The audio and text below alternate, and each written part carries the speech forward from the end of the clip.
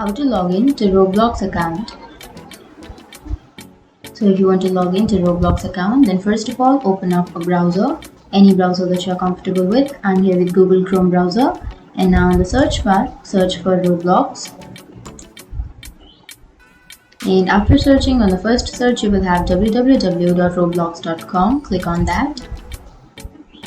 And now to log into your account, on the upper right corner you will have a login option, but if you don't have an account then you can sign up and start with your Roblox.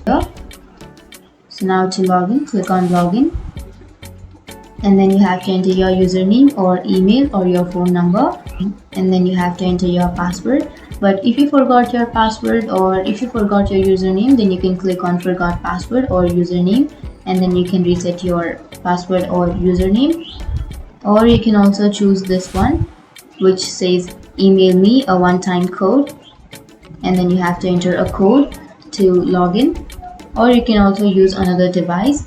So for now I'll be using my email address, and after entering your email address, next enter your password, and after entering your password click on login. And that's it. That's how you log into your Roblox account. And if you have any questions, feel free to comment below. Thanks for watching.